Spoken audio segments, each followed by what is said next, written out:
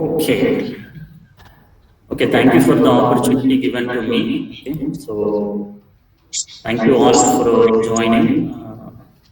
Thanks to all the directors and principal and HOD for providing this opportunity. So just I will check my screen whether it is visible or not. So after that I will continue this one. Let me wait for a few minutes.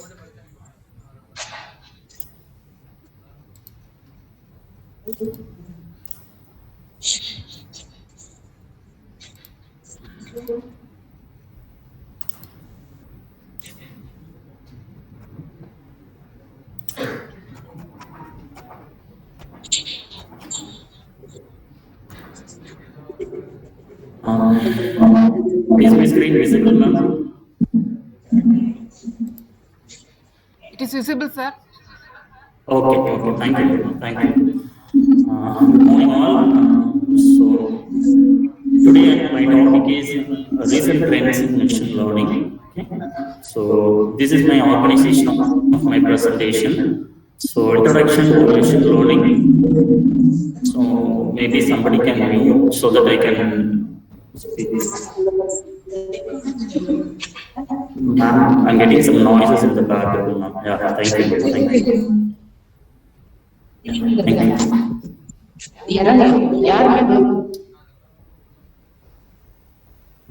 Yes, ma'am. Thank you.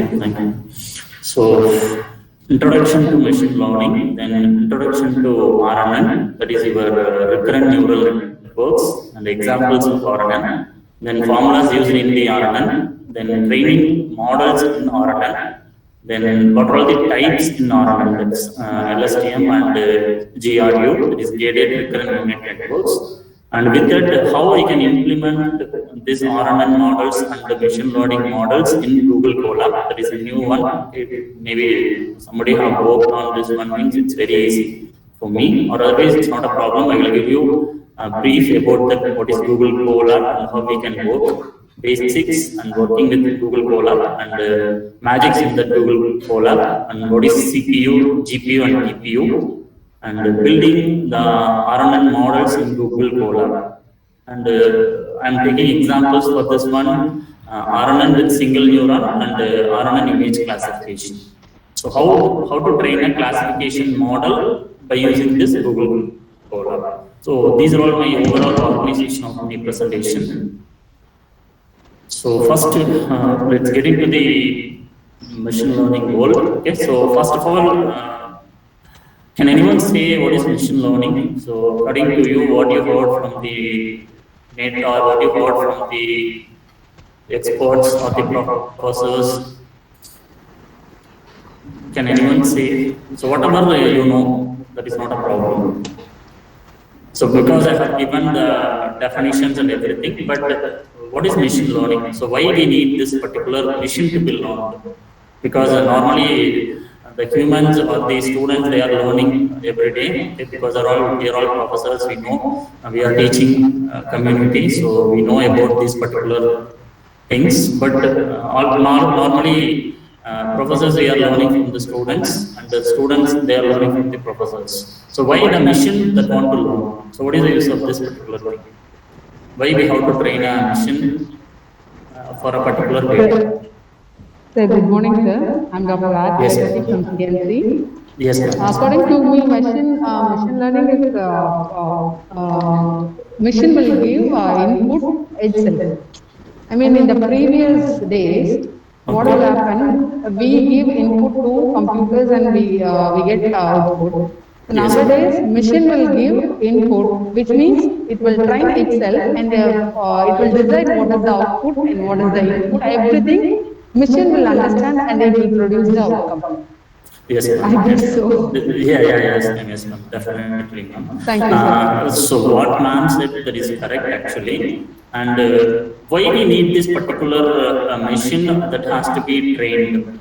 So because for complex processing, like whatever the data we are getting nowadays, like in Twitter or Facebook or in the whatever the social medias you are using, or from the stock market data or weather forecasting data. So we are getting a dynamic data, not static data. Maybe within a second we are getting huge number of data. So how we can identify the machine can correctly identify these particular things and give the proper outputs. For example, I want to know the next year, this particular day, this particular date, weather information. So how I can know? So that it is not possible to predict by using our programming models or programming methodologies. But by using the machine learning models, so we can predict the future of that particular things. Maybe due to this particular things, last 10 years before, how that other that will be there in Tamil Nadu or from the whatever the country you want to look it out. So these things that will be possible only from the machine learning only. So we have to train some models for the machine, and by using this machine learning, we can test and we can implement whatever we want to get the accurate data. So for this, so according to the Arthur Samuel, okay, machine learning algorithms enable the computers to learn from data. Okay, the learn from data, that is the most important one, and even improve themselves without being explicitly programmed. The machine learns and it can accurately identify itself. We can't program for like C or C++, we are doing some programming and we are giving inputs to the system and it will give the outputs. But here, the sample training data only we are giving to the machines, and machine what it will do means it will calculate everything. That is the use of artificial intelligence. We don't want to get into every, suppose if it is in a manufacturing field or in an agricultural field, we don't want to calculate anything. Okay, just we can train the machine and machine will give you everything. So we have so many models for this particular things. So what is machine learning? It's a category of an algorithm that allows software applications to become more accurate in predicting outputs without being explicitly programmed. So we need more accurate results, because if you invest in stock market for the next 1 hour, which stock that will goes, which stocks that is the topmost one, whether I can invest or not. So those things we can identify from the accurate data only, because a minute by minute changes that will occur dynamically. So how these dynamic data are processed in NSE or in foreign stock exchange, how it can be done? So by using this machine learning models only. So we have so many models for this one, and so many softwares they used. So what are the softwares means, like Apache Spark and Apache Flume, Apache Storm. Okay, so these somebody have unmuted. Maybe you can mute yourself so that it is easy for me.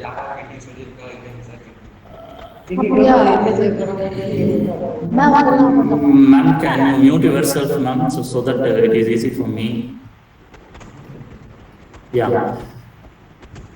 Still it is, I'm getting some noises. Yeah, yes, ma'am.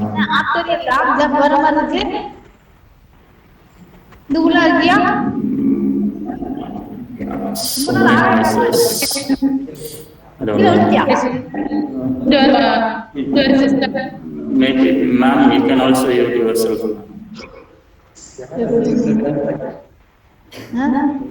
Maybe in the participants list you can go and mute. Yeah, it is easy. Yeah, yes, ma'am. Okay, I will continue, ma'am, because they are speaking. So, ma'am, Vijayalata, ma'am. The basic. Please mute yourself, ma'am. Vijayalata, ma'am. Vijayalata, ma'am, please mute yourself, ma'am. Yes, ma'am. Okay, thank you, ma'am. So the basic premise of machine learning is to build algorithms that receive input data and use statistical analysis. So I told so many tools like Apache Spark, Storm, and Flow. So what it will do means it won't process a static data, okay, a dynamic data like weather forecasting or stock market data. So within a second we are getting too many, maybe millions of data we are getting. So that data that will be processed by using this Apache Spark only. So what is the use of Spark means? It will do in-memory processing. That is the advantage of this Spark. It is by Apache, they founded this particular tool. So by using this tool, we can train any machine learning model into this particular Apache Spark tool. Okay, the dynamic processing means real-time video analytics that also be done by using this particular Apache Spark model. And Storm and Flow, they are older version of this Apache Spark. The only disadvantage of Storm and Flow is that it won't process in memory. Okay, but Spark, it will process in memory. In memory means we don't want to store it in any database. Normally, how the statistical data we are processing means static data. We will store it in a database and we will fetch and we will retrieve, and we want to give any updates means we will process. But here there is no database. We don't want to store anywhere, any hard disk or any storage. We are not needing. We are not in a need of this particular thing. In memory, it is processed and the output that will be shown. So there is no hard disk here in this particular thing. So that is the advantage. So suppose you want to do some categorical data or dynamic data means you can use this particular tools. It is easy, but the only basics for this one is that you have to learn Linux. So without learning Linux, these machine learning models, whatever implementation you are going to do, that is very difficult. Because in Windows platform, if you do everything means, we have some restrictions. So for this one, I'm suggesting you can first learn Linux, basic Linux, okay, like Ubuntu or Fedora, whatever the things are Red Hat. After this one, you can use all the software models. So we have, suppose you want to learn Linux means you can use VirtualBox or VMware tools, and WSL is also there, Windows support tree for Linux. That also you can use for this particular things. So history of machine learning. So what is this? How it comes? Okay. So first, earlier in 1950s, we have the AI concept. In that itself, we come to know this. What is artificial intelligence? So after this one, we come across machine learning. That is, we have to train the machine, and based on that, machine will give some data. And after this, testing that will be done automatically by using this. After this, we came across this reinforcement learning and deep learning. Now we are using recurrent neural networks, deep learning. There is another version of artificial intelligence neural networks and convolution neural networks. These are all the recent models or methods we are using in machine learning models. And the popular one that will be CNN and RNN. That's why I'm choosing RNN for this particular today's topic without covering the machine learning models, because maybe you can study by yourself what is that supervised learning and unsupervised learning models. So if you want to work in a project means these particular deep learning models, that will be good, because all the papers, if you see in IEEE or other journals, okay, most of the review papers or the implementation papers that will come only in this deep learning methods only. Whatever the domain, it may be a mechanical or maybe a physics, chemistry, wherever you go, you can apply these deep learning models and you can create some paper or some product developments or project developments. So what is the need for this machine learning? So increase in data generation, because nowadays we are getting so many data. If you see the pandemic situations last 1 year, so many data are populating, okay, so many informations are populated. How they are getting this, all these data? By using these machine learning models only. Then improve decision making, because we don't know, suppose I want to create one business in a particular one city, okay, I don't know about that particular city, how we can identify that particular city and a particular location. So by using this analytics, we can come to know this, okay, whether we can start this business or not. So improve decision making, that will help for this machine learning models.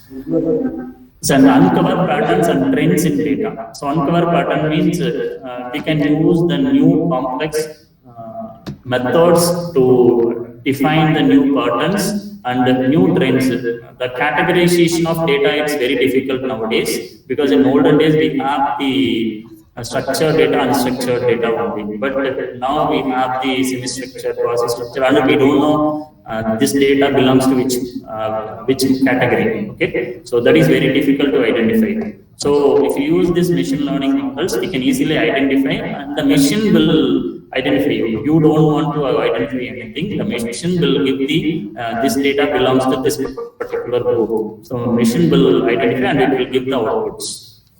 So solve complex problems, we need machine learning only. Okay? So we have so many methods, models nowadays we have. So how the machine learning model that will work? Okay? We are giving the input samples, okay? The system learning methods. We want to give the training set to the system. For example, I want to identify which one is good, which one is bad. Okay? So I want to give some good training information to the system and also bad. So whatever the data that comes, okay? So it will identify these are all the good, these are all the bad things. So that through the testing only we can know this particular things. So some of this one training and testing. Okay, so this one universal set unobserved one. Okay, we don't have whether this belongs to this category or this category. We don't know. Okay, so data acquisition. So from this one we have the training set. So that is the observed one. So we are giving this one as a training set. Okay. So after this one testing set, we don't know what all this particular plus and this particular red dot lines. Okay, so we are going to test this one, and the machine will give you the exact output. Okay, what is this plus? What is this dot? So it will give you everything. It will classify. It will group, and everything that will be done automatically by using the models. So these are all the types of machine learning that is available now. Okay, so currently we have supervised and unsupervised learning and reinforcement learning. So first one we will see about the supervised learning. So we have regression, okay, like popularity prediction, weather forecasting, market forecasting, estimating life expectancy, population growth. So everything that will come under the regression. We have linear regression, non-linear regression. Okay. So how this regression that works means based on this particular supervised learning model. Supervised means we have to give these all the data that belongs to this particular model. So like this we have to give. So unsupervised, we are not going to supervise anything in this particular models. I will explain you what is this particular models. And in supervised, we have classifications like image classification, identity fraud detection, customer retention, and diagnostics. Diagnostic, if you go for the cancer and other things, they will use only this diagnostic models. And image classifications, so through your cancer image, you can identify this belongs to which category of cancer. So like that, you can easily identify. So by using the RNN, I'm going to give some examples for this image classifications. And in unsupervised learning, we have clustering. So first you have to remember that in supervised only you have the classification model. So in unsupervised you have the clustering, that is grouping. Okay, for all your groupings that will be done only in the unsupervised learning. And this one, it will give the dimensionality reduction because if you are getting some Facebook or Twitter data, so we want to reduce that particular data set. Okay, because that is a huge number of data set. By using maybe a map reduced model, that will be a good choice to identify mapping, and we can group it and we can reduce the data set size. Okay, because 1 billion of data you are going to process means it is very difficult. We have to reduce and we have to map, and we have, again we have to use some map reduced models to process. So for this one only the dimensionality reduction that will come. That is comparison, discovery, and then future illustration and big data visualization. Visualization that comes at the end of the particular models. And where we can use this clustering. So like recommender systems, targeted marketing, and customer segmentation. Like I want to identify these are all the marketing segmentation, these are all the manufacturing segmentation. So like that we want to identify means we can group it by using this clustering. And another concept called reinforcement learning. Okay, reinforcement learning, the one advantage is that the customer that will be rewarded, or the solutions, okay, whatever we are getting, that will be rewarded. Like we are getting some rewards to that particular users. So like that, the reinforcement learning that will work. Okay, once the process is success, then it will give some rewards. If it is not success, then we have to penalize for that particular things. You have to get some penalty, then you have to work on that next particular things. So all those things, rewards and everything that will be comes once the actions or feedback that will be successful. Once the feedback is successful, some rewards are given. If not successful, some action that will be taken, like penalties. So these are all the basic machine learning types. Okay. So another thing we have deep learning and convolution neural networks and recurrent neural networks. Okay. These are all the things that will be used nowadays in the recent machine learning models.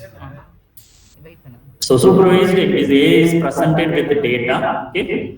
And which is labeled, which means that each data tagged with a correct label. So here supervised means you have to map that particular functions, and we have to give input data and output that can be predicted. We have to map this particular things. That is a supervised one. For example, see this particular one, not spam. So we are going to give this to this particular system. So system will learn. So after this one, a new mail comes means. So in supervised model, what it will do, it will automatically categorize this is a spam, this is a not spam. Okay, in Gmail or whatever you are using as a mail system, okay, if you see this, automatically the spam and not spam that will be categorized. Okay, but it is not 100% accurate, okay, because in Gmail or whatever the mails we are using, there is a free one, okay, like 15 GB they are providing. So if you are using the paid version means definitely it will give the 100% accuracy, because these particular Gmail and other Outlook or your Yahoo, it will give the free users means it is not in a VM that is posted in because the Amazon Web Services or Google, what they are providing is that free users means it is not a secured one. Maybe on an article says that whatever you store it in a Gmail or in a Yahoo, okay, that is not secure. That is 100% true actually. Okay, because in Gmail we can hack any account, okay, and we can get any information. That is possible through your cyber security. Okay, that is very possible. So because we are all free users to use this particular data. Because how the Gmail they are providing these things means it will be stored in a VM. Okay, they have provided number of virtual machines. Through our virtual machines, our data are stored and it will be taken. But if you go for the paid versions, separate instances that will be given to us. Only we can have our data, and nobody, even Google can't see our particular data. So that is a use of paid versions. Like AWS also they are providing same, okay, but for free users they will give S3, that is 5 GB they are providing. So next one, how this supervised learning models will work. Okay, this is your raw input. So after this one, there is tomato, I'm giving raw input. So machine will identify whether input I have given here tomato. Machine, because we have trained these are all the tomatoes that will be processed here. So model I have trained already. So if I again input I am giving tomato means the machine will identify yes. If it is correct means whatever the training and the tested data that is correct means it will give yes, it is a tomato. So how these models that will work? Supervisor means trained the data set, desired output. Okay, this is your desired output. Input we have given here. These are all the model training. So training, we have to give some input data, raw data like image, audio, or video, whatever it may be. You can give. So based on the models, it will predict and it will give the outputs. Pre-processing means like data cleaning and data segmentation. Because if you are giving an image means it will accept, I have a few models that will accept only raw data, that is grayscale, not your color image. So based on the models or based on the image filter, Gaussian filter or whatever the image filter you are using, based on that, the model that will be pre-processed. In the training, we have to give some training models. Maybe by using the RNN, I will give you some training models, okay, how it works and how it can be created in an image classification. That I will give you. So these are all the supervised learning categories and techniques that will be used. Okay, so first one we have linear classifier, numerical functions. Okay, For numerical data, you can use this linear classifier. And we have two types, that is parametric and non-parametric. So parametric means these are all the models that will be used, Naive-Bayes, then Gaussian discriminant analysis, hidden Markov models, and probabilistic graphical model. So I'm not going to explain these particular models because it's very tough for me to handle this particular 1.5 hour with this all particular models, because one model it will take maybe 2 hours to explain briefly. So how we can use this model, how we can use this particular model in a projects. Okay. So I'm giving just what are the models you can use. The preferable model here for this one parametric, that is Naive-Bayes one. Okay, compared to this one. And the hidden Markov model also, it is good. You can use this hidden Markov model by make decisions, okay, those particular manufacturing or customer relationship data. So those models you can use this hidden Markovian model. And in reinforcement learning also, this hidden Markovian model that will be used. And non-parametric, most method that will be your k-nearest neighbor or your kernel regression and local regression. So most preferable method here for this non-parametric, that will be your k-nearest neighbor. So all your instance-based functions, it will work on this non-parametric. And non-metric, that is your classification and regression and decision tree. So mostly in data structures and other things you have studied, maybe you have learned decision tree, how we can use this particular one. So non-metric, that is your classifications. So I already given in this particular diagram, okay, this one. So classification comes under the supervised one, and clustering comes under the unsupervised one.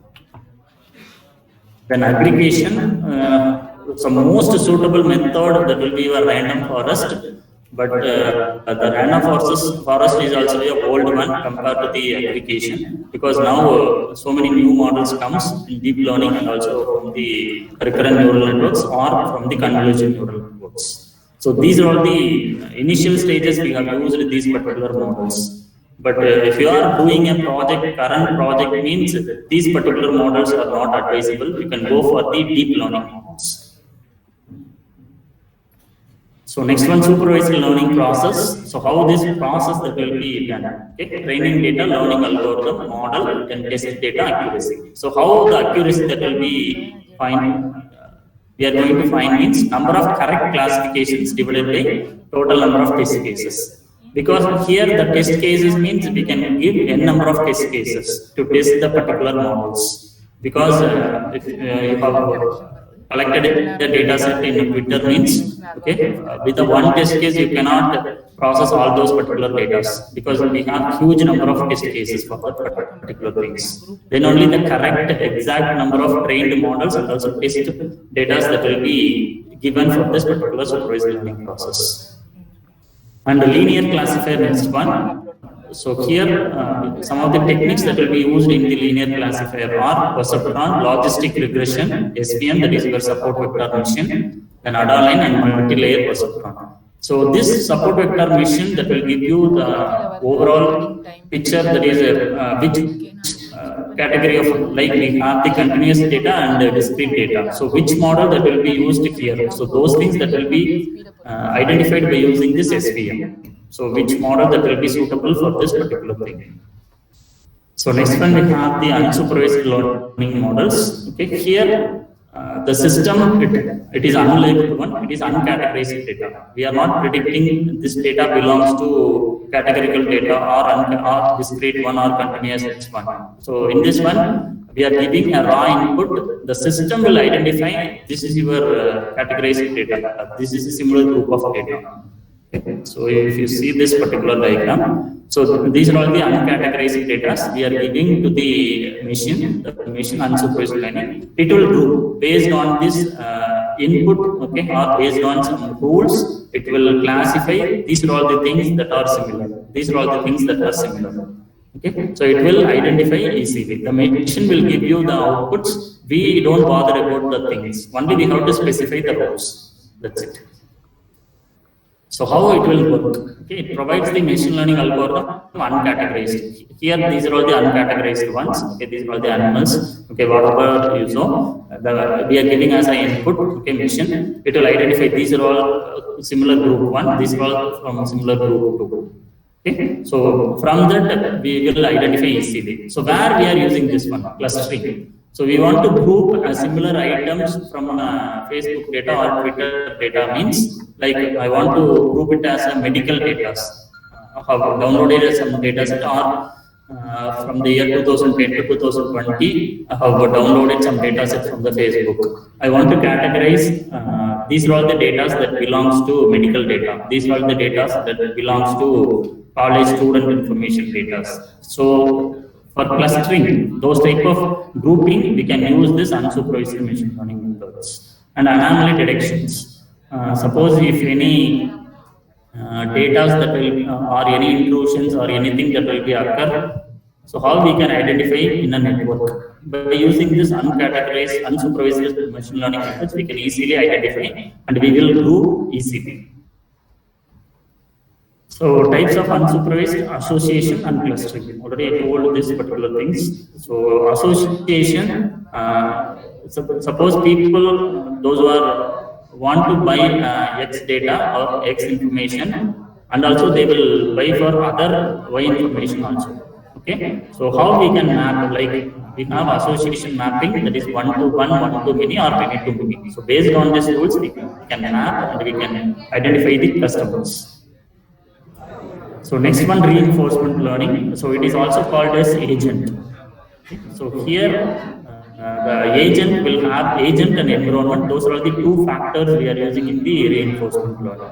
So whenever agent receive rewards by performing correctly and the penalties for performing incorrectly. So reward, that is you are getting some good information or good data means that will be a reward. Okay, a reward that will be given to that particular user or particular data. And the punishment means if it is penalty, then the punishment that will be given. So see this particular diagram. So here we have the environment. Here that is an agent. Here we have a tab and bucket. Okay, so first one, observe, then select action using policy. Okay, so I want to identify that this particular mission, the agent that want to identify whether it is a fire or some other thing. Okay, so here it identifies that this bucket. Okay, we have the drops. Whether I want to give this particular one. Okay, by using this water and the bucket, I can easily handle this fire. Okay, so a system will identify that to identify this fire and bucket. So which one I want to use? The agent want to use which one? So here this machine learning models that will give you, it will identify correctly means it will give some rewards. Okay, so if identifies that the fire that can be used means that is a bad one, so it will give some penalties next time to avoid it. So again the learning step that will be continued for the agent. Again you have to process. Okay, using the bucket I can to avoid the burning in the particular things, I can use this water. So like that it identifies means the optimal solutions that can be identified here. Okay. So that is the use of reinforcement learning, where you can use this particular models means we can use this particular model to train the rewards, like for the customers I'm giving some rewards. If you go to supermarket, if you are purchasing for the 10,000 rupees, they are giving some rewards. So what you will do? So next time you will also go and purchase. Okay, if they are not giving anything means you won't go. So it's like a marketing strategy to identify or to predict how many customers they are coming for this particular product. So we can use this reinforcement learning to have this particular product.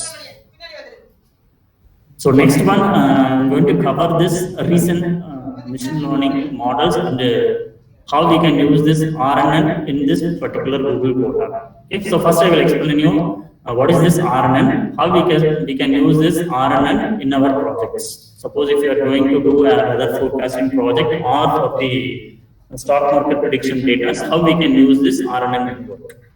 So it is a type of artificial neural networks to process sequential data or recognize patterns. So sequential means the continuous data. Okay, we cannot predict, but it is an ordered one. We cannot predict it's a discrete data. Okay, for continuous data like real-time data, dynamic data, we can use this particular one. The primary intention behind implementing RNN neural network is to produce an output based on input. Like recurrent means already we have some output. That output that will be given as input to process all the inputs. Okay, like we have input, process, output. The first output that will be given as input for the next model. Okay, so this is the one we are using in the RNN. The core concept in RNN that will be your sequences and vectors. This one. So what is sequence? What is vector? So first one, sequence, it is a collection of data points like time-based or your specific criteria that can be given. Okay. An example sequence may be time series stock market data or your weather forecasting data or your current price in a particular maybe onion price or whatever the price you are taking. That is a single point. Okay, these are all the sequence of data. And vector, we are going to form a vector with the raw data, whatever we are getting, and the machine will learn from this particular vector, like text to machine translation of data.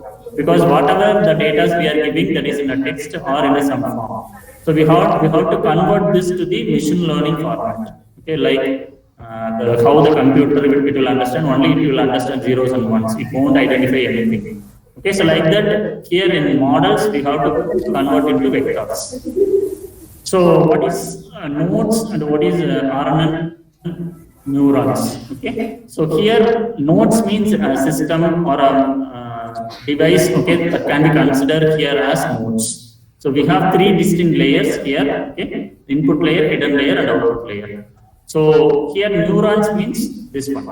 Okay, these are all the neurons that will be exist in a particular nodes. So neurons spread over the temporal scale. That is, temporal scale means it is a sequential one, ordered one. Okay, first one 0, 1, 2, 3, like that it goes.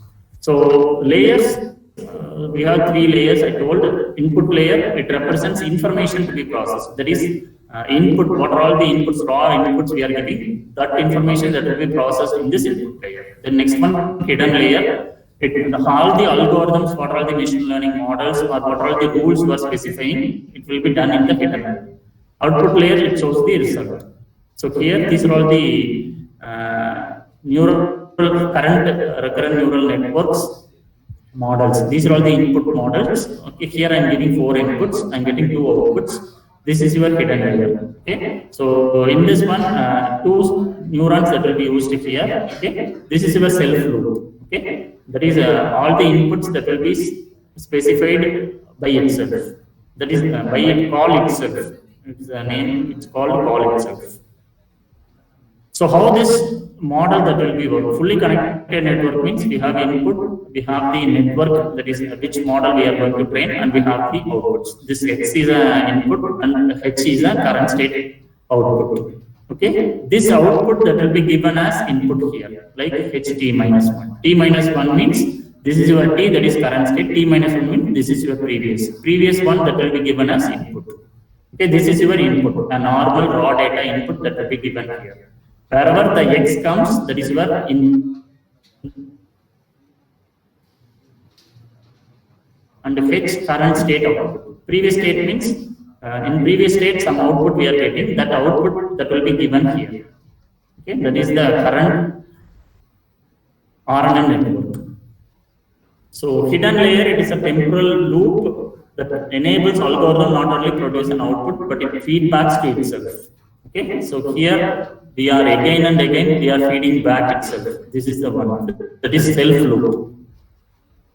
So how this RNN that will work? Okay, it based on the memory, short-term memory only. So it has some 2 features, that is remember and forget. Okay, these are all the 2 features that will be worked in this one. Remember means maybe for example last week at this particular time what you have done this particular work.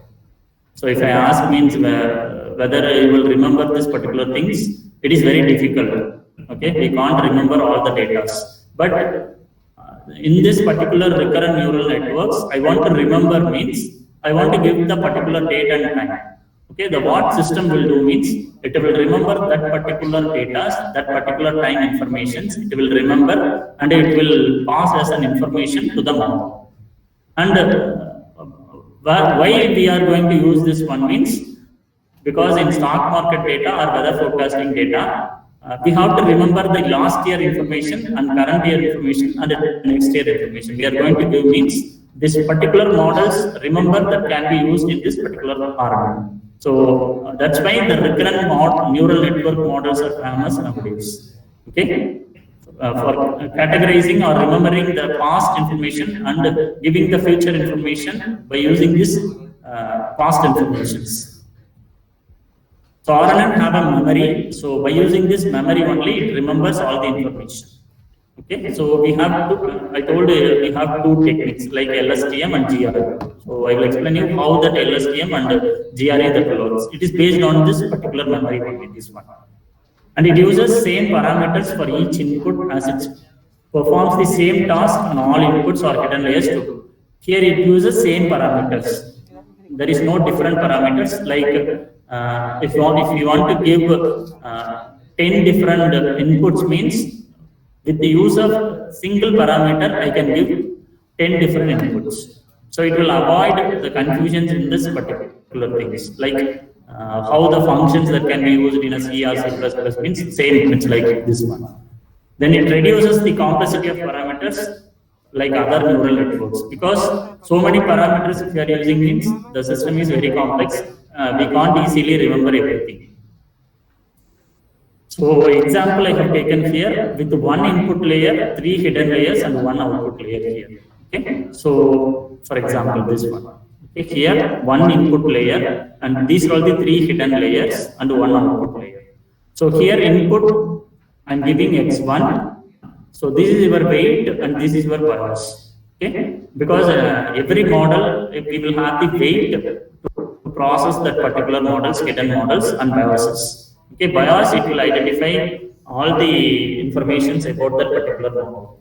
So like that, here input I have given for the particular first hidden model, W1 and V1. This output that will be given as next hidden model. And this output that will be given as the output given as input for the next model. This is your final state output. Because here I have used 3 things, 3 hidden layers. That's why here one input layer, 3 hidden layers and one output layer. Okay. So hidden layer 1, the weights, biases W1 and V1. Okay. And hidden layer 2, it's have W2 and V2, and hidden layer 3, W3, V3. Okay. This means that independent of each other. They do not memorize the previous outputs. This one. All are independent. Okay. Here one input I have given. Okay. This output has given as input, not separate input. Okay. You must remember these things. First output that will be given as input and the second output given as input for the third. Okay. This is your final state output. So based on this particular hidden models that will work based on the previous outputs. Okay. So by using this previous state outputs, we will avoid the complexity in this particular layers. So formula, how we can calculate this particular current state, because we are in which state, I want to calculate the current state output. Okay, because these particular models that will be trained by using the machine learning models, how it can be used here. So HT, that is your current state, and functionality of HT minus 1, this is your previous state. So T minus 1, suppose if it is 1 means, here T minus 1 means 0. That is your previous state output. XT, that is your current input. This is your X. This is your X. This one, this is your previous state output. This is your current state output. Then formula for doing activation. Activation means we want to identify this particular functions are associated or not. Like current functionality that will give you an output or not. For this, we have to regulate the network. For this, I have used the activation function, like tan h of WHH HT minus 1 plus WXH XT. So here WH is weight of recurrent neuron. So I will tell you what is that recurrent neuron and input neuron. Okay. This is your input neuron. This is your recurrent. Whatever the hidden layers you are using, that is your recurrent neuron. This is your output neuron. So formula for calculating the outputs, YT equal to WHY of HT. YT, that is your output, and WHY, weight of the output neuron. This is your current state output, HT. So how we can train the models by using this RNN? Okay, so first one I'm giving single time step of the input. Okay, so from this I'm identifying the current state, this one. Okay, so XT, this is your current input, this is your model, this is your current state output. Here I'm using single value. So how we can use these 3 hidden layers inside this one? Okay, so first one I'm giving H0. This output, current state output, that will be given here, this input. So here we have 2 inputs. Okay, this one has 1 input, this one has 1 input. 2 outputs, 1 output. 2 inputs and 1 output.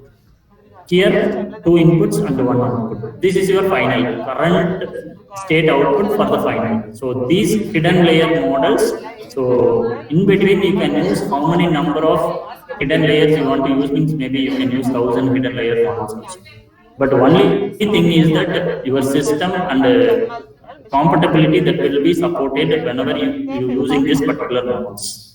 Okay, if you use Spark, Apache Spark or other things, means it will support so many, maybe millions of data that can also be processed in that Apache Spark. So you have to identify which software tool that will support all those things. Programming a Python or whatever, whichever programming that will support now, that you can use. Then operation types. Okay, we have 3 operation types, 1 input to multiple outputs. Why we have taken this operation types means we have an image, we have an audio, we have a video, we have a text. Okay, so those data that will be taken and it will be given as inputs. Suppose if you take Facebook, Twitter or whatever the things, okay, everything in Facebook or Twitter, that is called as object. There is no text, there is no audio, there is no video. Okay, whatever you have posted in Yogalakshmi முடிஞ்சிச்சா? என்னாச்சு? நமக்கு cut ஆயிடுச்சு. அந்த லேப்டாப்ல வருதான்னு பார்க்கணும். Net cut ஆயிட்டா? கொஞ்சம் அப்போ நம்ம நெட் இருக்கு. Excuse me, sir, not audible. அவரே பேசல, அவருக்கு நெட் பிரச்சனை. வாமா. Now, ma'am, is it audible? I'm not audible. Thank you, sir. Yeah, yes, ma'am. So next one, several contributions to one output. Like we have given so many inputs and only one output that will be given. Like sentiment analysis. In sentiment analysis, we will get only positive or negative. There is no other outputs. But many to many means we will give so many of inputs and we will get so many outputs. Okay, like machine translation or word of the text, we will get representation as a code. Suppose we are giving 10 pages as input and we will get 2 pages or 3 pages, means it's many to many. Okay, so based on this, we have to choose the particular operation types. Then advantages, why we need this particular current models, why we are using in current models, okay, like time series prediction and other things, why we are using means the memory that can be remembered, each and every information that can be remembered within a particular time, and we can use it for a future reference. Okay, so for that purpose only we have the concept called long short-term memory. Okay, this one. So we can use it for a long time or a short time. So based on this LSTM that can be formed. Next one we have the GROs. Okay, the only disadvantage of this particular RNN is that only dynamic data and very long sequences it cannot be processed. Okay, long sequences means suppose the huge number of data at a time we are processing means it will take some time. Okay, this model that won't be supported. So for this we have the 2 problems here. There is vanishing gradients and exploding gradients. What is vanishing gradients means here the data is very small means it cannot be processed because it will have some zeros and other things. It won't be processed in order. So it needs some propagations, okay, it needs some detailed information of that particular model. Or if it is become too large also, it can be not processed because back propagation that will lead to some errors. Okay. So I've tried both the things. So maybe for this we can use some other methods. So next one, is it audible, ma'am? No? Yes, ma'am. Yes, it is audible, sir. Yes, So sir. next one, yeah. Thank you. So next one, LSTM. Okay. So how that LSTM that will work? Okay. So here we have 3 gates and 1 cell state. Okay. So here input gate that will be given here, this one, and this is your output gate. This is your forget gate. Okay. I will tell you what is this input gate, output gate, and forget gate. So here this particular model that will be created by using this LSTM only. Okay. This particular symbol sigmoid, this is your sigmoid, this is your tan H function. Okay. These are all the symbols that is for your multiplication, addition, and vector concatenation. This one, vector concatenation, we are using this particular things. So what is this particular LSTM? Okay. So it consists of these particular things. We can imagine cell state as continuous flow of information over various systems of time. This is your continuous state. Okay, whatever the data we are getting in plus or multiplication, here the cell state is stored. Okay, maybe a 0 or maybe a 1 that can be stored here. So next one, how this is structured? Same structure only. Here I have given the old cell state and current cell state. Okay, these information that will be given here. This is your current state. This is your current state output. This is your current state. This is your input data. This is your previous state input data. So these 2 inputs that will be given to the sigmoid. Okay, I will tell you what is sigmoid and tan H. And this is your previous state output. Okay, previous current state output that can be given as input here. Okay, this is your multiplication, this is your addition. So forget gate decides how much information we will use previous cell state and how much we will throw away. So forget means I don't want to use the previous information, means I can use this forget gate. Okay, this particular gate. This particular gate that can be used. Because I don't want to use the previous state information, means this one that can be used. I want to use the previous information, means this input gate, this sigmoid function that will be used. All those things, information that will be processed here, okay? And here you are getting the outputs. So next one, here we have this sigmoid, it provides the output between 0 and 1. Okay, to get the values between 0 and 1, we are using this sigmoid function. Okay, sigmoid it will provide 0 means forget everything and 1 means retain everything. Forget means I don't want to remember the previous state information, means I can use 0 here. I want to remember everything, retain everything like current state input and previous state input, means I can use this 1 here. So based on this you can give 0 or 1. So what is input gate? It decides a new information, like new raw data that can be given in the input state. Okay? And all your ht-1 is sent here. This one is sent to the sigmoid function. It will be 0 or 1. So 0 means, okay, the forget state that will be open and it will be given as current state. If it is 1, okay, I am giving 1 means this particular state, input state that will be given, okay, sigmoid it will be given 1 and it will be multiplied and it will be added. And the current state that will be also added because we are adding the new previous state output also. These things that will be added, and tan H, why we are using tan H means to regulate the network we are using this particular tan H function. So in the formulas I can use 1 tan H. Okay, because they are getting so many data to regulate the network, we are using this tan H function. Okay, this information it will give you the final current state and the final output state. And this is a one model. So based on this, the next hidden layer model also be derived. So based on this, we can give so many models. So next one, output gate. I think I have explained you everything. So next one, gated recurrent unit networks. So what is the difference between LSTM and gated recurrent unit means the gates that will be different here. Okay, these are all the gates: update gate, reset gate, and current memory gate that will be used. Okay, this one. This is your reset gate and update gate and your forget gate. So here there is no current state that will be used here. Okay, the advantage is that while using the GRU. So suppose I want to update the past knowledge means I can use update gate. Suppose I want to reset that is I don't want to use the past knowledge means I can use this reset gate. Okay, and current memory gate, what all it stores the present information, I can store it with the current memory gate. This one. Okay, here T-1 previous state output. This is your current state output. These things that will be processed here. The next one.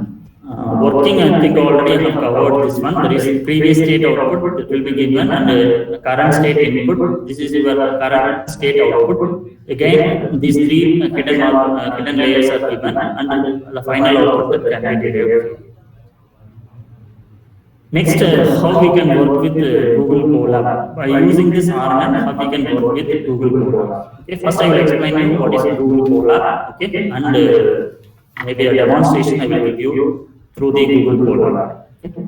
So Google is quite aggressive in AI research. Okay. They are created this particular AI framework with the use of TensorFlow. Okay. And they created a tool called Colaboratory. Okay. That is Google Colaboratory. The full name that will be Colaboratory. So Google MAD, it is a free to use. Okay. I don't want to pay anything for this particular Google Colab. It is simply a Colab. It is a free notebook environment like Python. So Python, you need a tool or you want to install from your mobile or your laptop or your desktop. But here you don't want to download anything for using this Google Colab. Okay, just you can open your just you have the internet connection and with your desktop or your laptop you can connect and you can use it. And you want to share some codes to the team members. Suppose I'm working here, I want to share some information to team members working in US or some other country. That particular document that can be shared. That is Google Colab documents. Normally we are using Google Docs or Sheets to share the information. Okay, but I want to share the Google Colab, whatever codes you have done, that also you can share by using this Google Colab. Okay, it supports many popular machine learning libraries. That is the most important one. It supports whatever the models and whatever the built-in libraries you have that will be supported. That you can upload directly. That particular models you can upload directly into the Google Colab. That is the advantage of using this Google Colab. Another attractive feature is that GPU. Okay. Nowadays, we have three concepts. That is your CPU, that is central processing unit, and GPU, that is graphical processing unit, and TPU, tensor processing unit. Okay. These three things are available nowadays. So why we are using this GPU means to process huge number of data like big data concepts. We need a GPU only.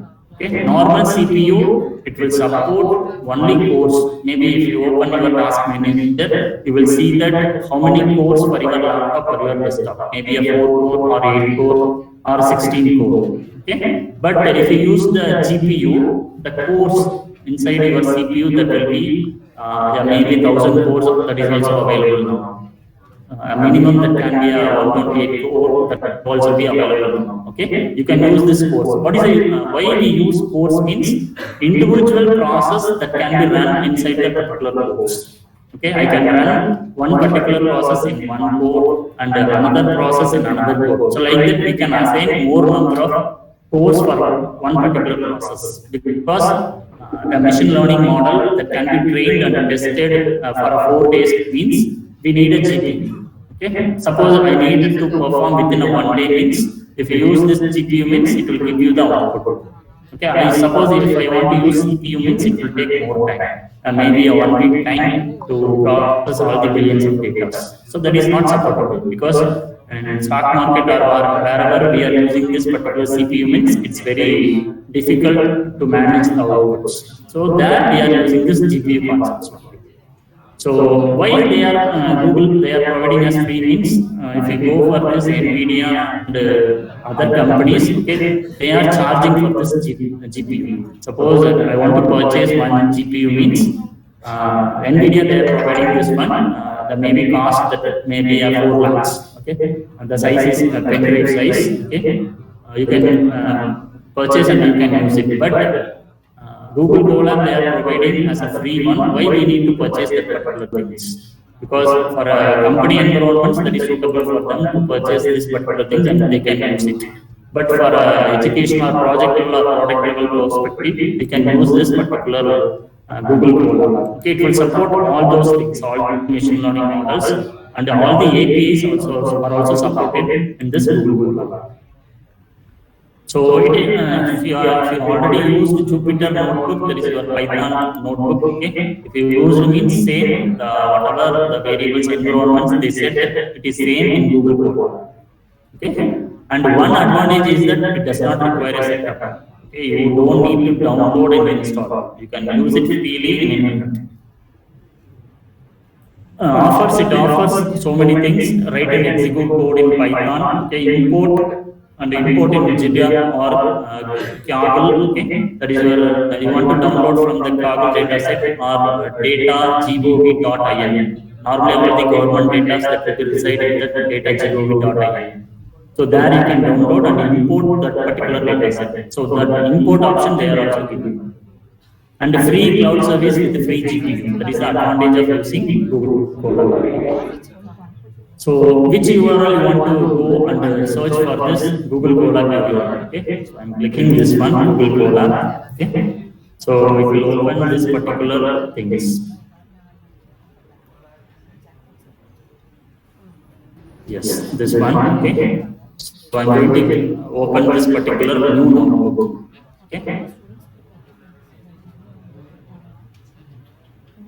So here it is loading. Okay. So you will see that this is your new Google Colab notebook. Okay. Here I am changing the name of this particular Google Colab. Okay.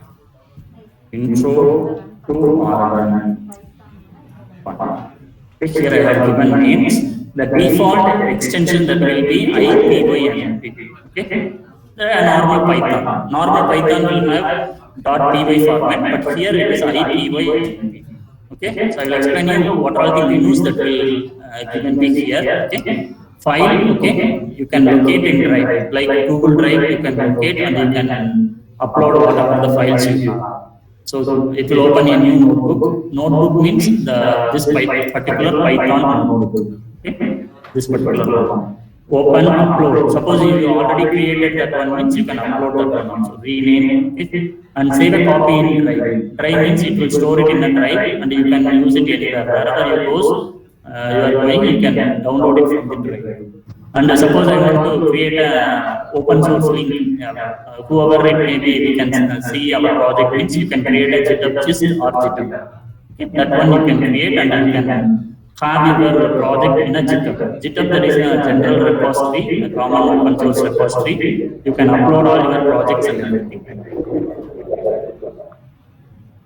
So next one, edit, you will have this like find and replace and the common. Okay. One thing I want to tell you for this particular one, runtime. Okay.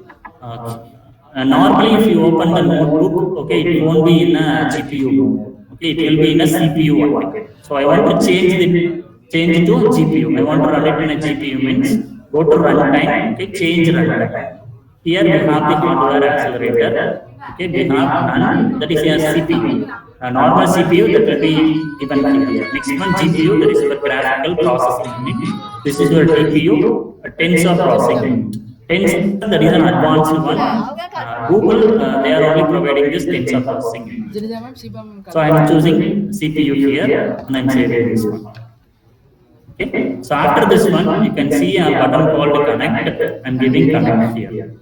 Okay, so in connect you will have this connected to host and connected to open. Okay, here. So how this Google Colab works means, based on this particular RAM and disk, it is automatically given by the Google. Okay, so RAM here, that will be your 0.8 GB. There is a virtual one, not like a physical RAM, okay, because my RAM is 16 GB of RAM, my hard disk is 1 TB, but here it shows that 0.8 GB RAM and 12.72 GB disk, and out of this particular one, and disk that will be 32.36 GB out of 68.40 GB. That is, have given this particular this one that is randomly allocated from the Google.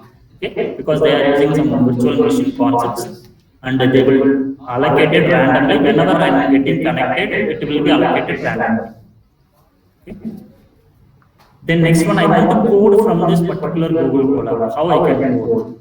Okay. The basic that will be, if you are familiar with Linux, means you can identify the present working directory in Linux. You want to run this particular command. PWD means present working directory. You want to run this means press Alt Enter. Okay, Alt Enter or press this particular ones. Play button. Okay, it will give you the current working directory for this one. Okay, I want to list what are all the files inside this one. You can use the command ls. Okay, then so you can use this one. So I have a folder called sample data that will be resided here. I want to long list this particular directory, LL, okay. So this is your sample data of this particular things. Maybe if you are familiar, means you know what is this RWX and everything. If not, means maybe file permissions, okay, and owner group permissions for this particular Linux users. Okay. So now I am going to cover this particular things. I think I already told what is CPU, GPU, and GPU. Okay. Simple working with Colabs. Suppose one advantage of using Google Colab is that we have here code and we have text. So I am choosing text here. Okay. So I want to display these particular data. Okay. For example, for easy, I have created this particular word format instead of typing this one. Okay. That's why I'm going to copy this one. Okay, this one. This is bold, this is italic, this is strike through. Okay. By using this text, we can easily configure our documentation parts also. Because if you are working in a company, means okay, or in the code today you are typing for the next year you want to check for this particular code. You want to remember some documentation part also. So using this text, you can document your codes.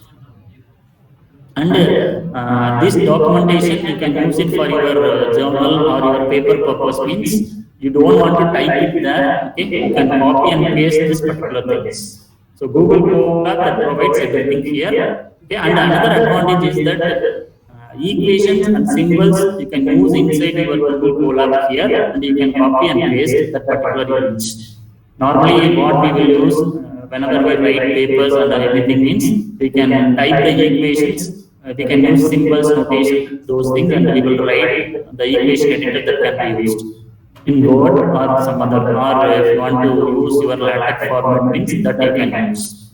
But it is very difficult for everyone to identify. But here in Google Colab, it is a simple one. Suppose I want to create this particular formula. Okay, this one.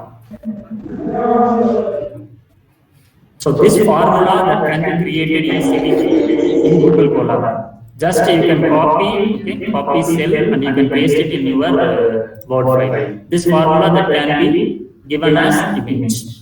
So why I am telling this particular things means, whenever you are uploading to any journals or anything, you are copy pasted from some other thing. Maybe an image that can be given means it is not advisable for the journals.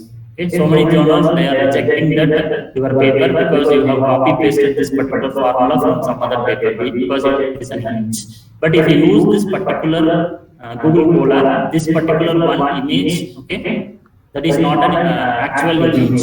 Okay, it's like a text or whatever you have created in an equation editor. That is same. So instead of typing in Word, you can use this Google Colab to create a simple formulas.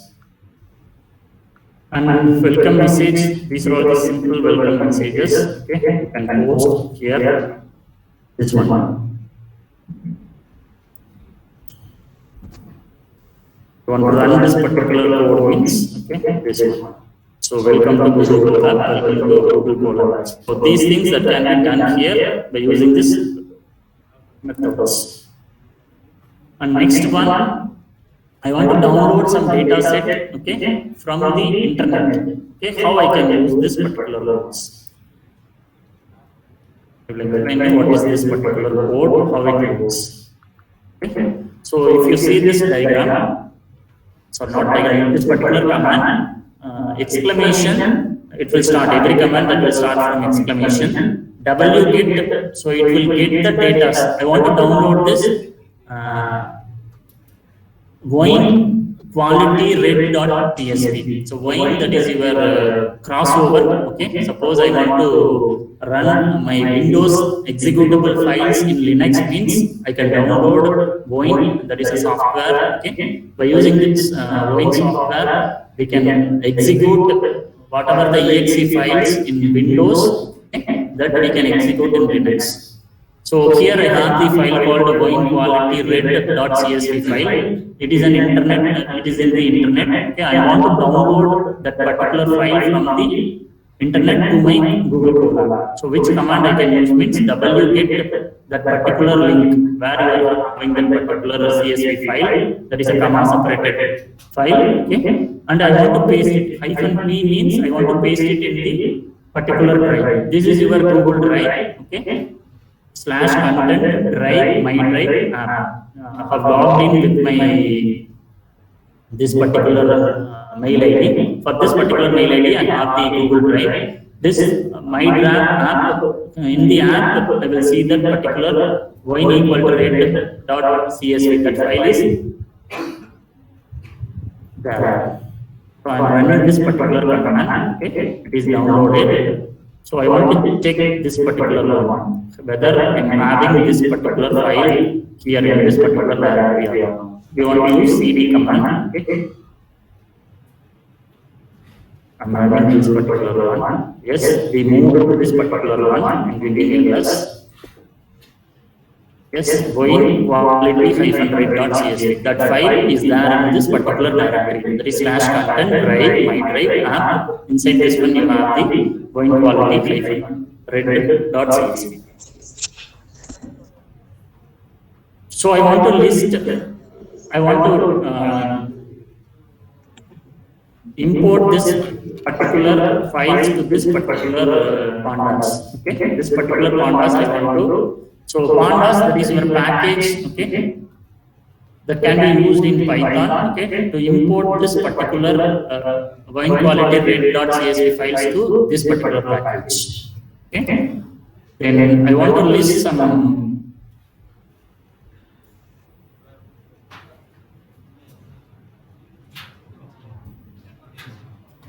here. I have not given this particular this one. So inside that wine quality red.csv, I want to see the top 5 lines. I can use this particular command, like I have used variable called data. I have stored this particular file, CSV files information to this particular data. So I want to see the top 5 lines in that particular data means I can use this particular command, data.header file. So next one, I want to show some plots. I want to create some plots or graphs inside this particular Google Colab means that is possible. This is sample plot, okay? Because whenever you work on the projects, okay, you will create some graphs and plots. Okay, so here it supports all the plots. So here import NumPy, that is a package that will support all your plots and everything.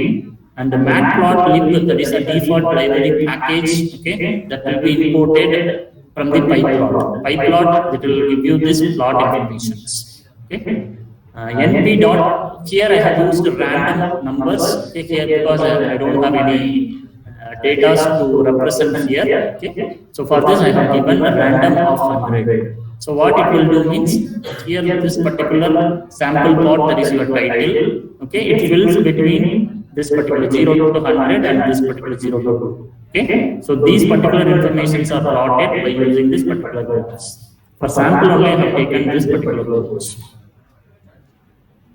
And I want to display some marquee and other things inside the Google Colab. That also we can do here. Okay, suppose I want to display these type of informations like HTML tags and other things. For this, you can use this particular codes. And I will go to the forms. Okay. Here in Google Colab, we have one more feature called have created so many text and so many codes. Okay, I want to create it as a form. Okay, like Google Form, I think you have used this particular Google Form. You want to send that particular link, and participants or others they will fill like feedback, whatever we are getting. Okay, I want to create some forms here. Okay, I want to identify the sleep time here. Okay, so first what I am doing here is that I want to display the time for this particular things. Okay, I am running this particular command. So what it will show means current time that will be shown here. Friday 5th. Okay, so sleep for 5 seconds I am giving. Okay, what it will do means, so first current time it will show, and it will sleep for 5 seconds. After that, it will show the next 22. Okay, so instead of giving 5 here, it will automatically identify I'm giving some random inputs through the forms. Okay, how we can create the forms. Okay, that we can see. So go to this particular triple dot. Okay, so you have name called add a form. Okay, click that one, add a form. Click here. So you will have this pen symbol, it is that. So I'm changing this default title text to form. Okay, I'm changing this one to form. Okay, so here you will have so many things. Okay, launch shown, form only, code only. Leave it as default width. So form width we can specify here. Okay, how many sizes we need. I'm not specifying anything here. Just giving form. This one. Again, go to this particular dots. You will have a form. Okay. Click add form field.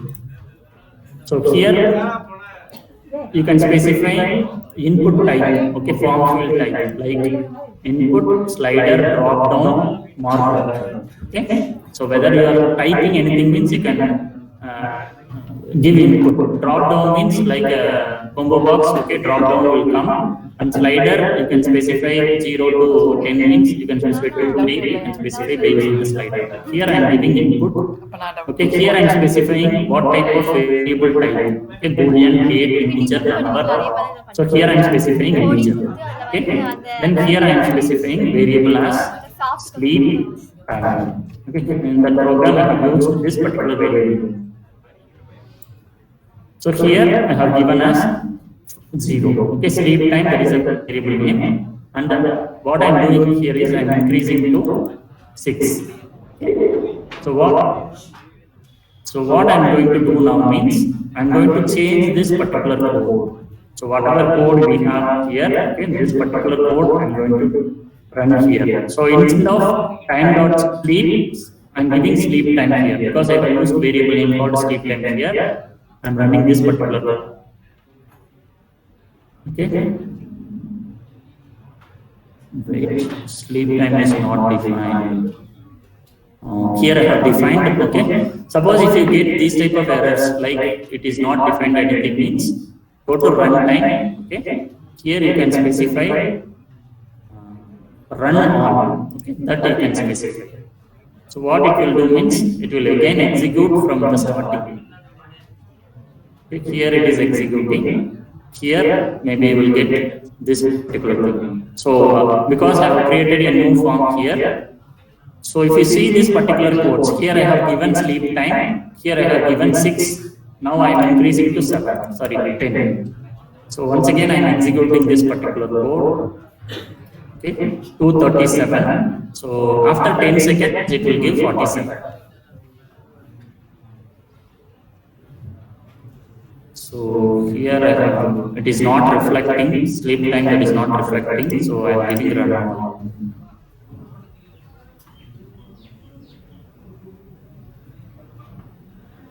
run all, it will execute all.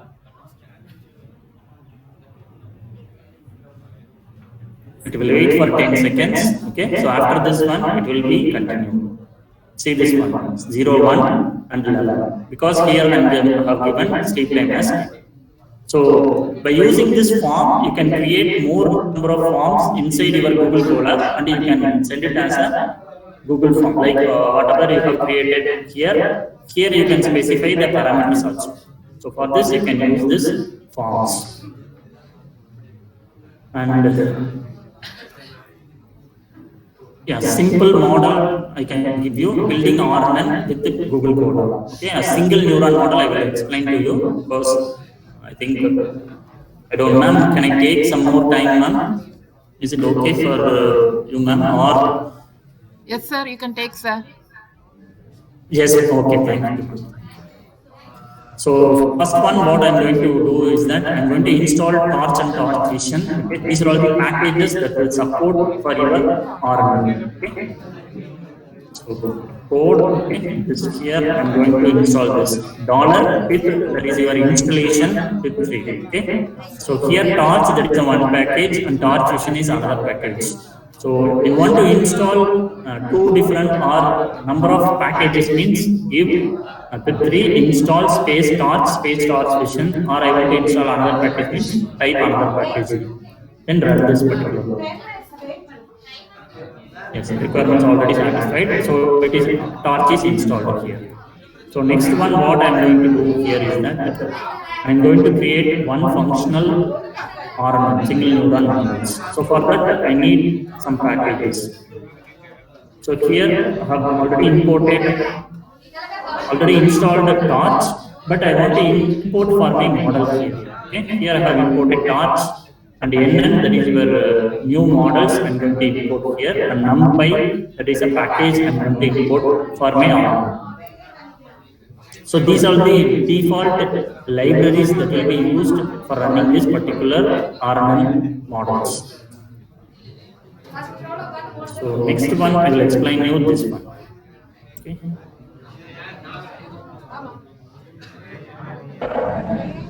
Yes, this particular things. Okay.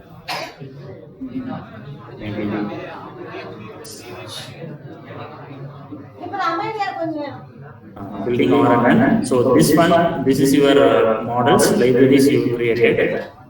This is your single neuron model. Okay. Here I have taken example as single neuron. Okay. Here x0, that is your input. Okay. This is your wx. Already we have seen in the hidden layer. Weight and biases we have already seen. Okay. This is for the weight x. For x0, weight x. That is w0. wy. This is for the output here. So here I am giving two inputs. Okay. Two inputs and one output. Then that output that will be given as input here. Here x1, that is an input. This is your previous state output. Okay, and another output. This is your current state output. Here I have used only single neuron. Okay, single neuron means in between we have only one neurons, and here two inputs. Okay, totally 4 inputs for our models and 2 outputs, y0 and y1. So how this codes that will be run here? Okay, a code to create a single layer RNN. Okay, so first you have to initiate the packages here, that is diff init self n inputs n neurons. Self, that is your self loop. N inputs means we have given 2 inputs and 1 neuron. Okay, so here we have given 4 inputs. These are all the 2 inputs. These are all the 2 inputs. So 4. Single neuron only have taken. That's why 4 cross 1 neurons. So super single RNN self. Here I am running single RNN, single neuron network RNN. That's why it is called a single RNN. So here I am specifying WX, that is weight for this particular neurons. Okay. So first one, weight for the WX and then weight for the WY. This. Here I am specifying WX and WY. For that weight I am going to specify here. Then here I am going to specify torch.zeros self. Suppose self loop I am going to use means for that also I am going to specify the neurons and also zeros. So next one here I am going to use forward, that is your recurrent neural network feed forward mechanism.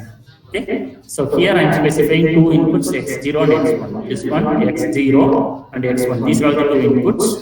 And the torch, I want to regulate this particular network because yes. So here I am getting tan fetch to regulate the network. I am using x0 self.wx and self.b. Bias means bias will regulate the networks from 0 and 1. Suppose I am using 0 means forget, I am using 1 means I am using the previous informations. So like this for this y1 also. So return self y0 y1. So what I am going to do here means I am going to run this particular routes. Okay, here data forwarding. Here I have taken sample data, that is your vector data, that is 0, 1, 2, 0. These are all the sample data for this particular inputs, and these are all the inputs for this particular input. So what I am going to do here means that I am going to run this particular codes. See this.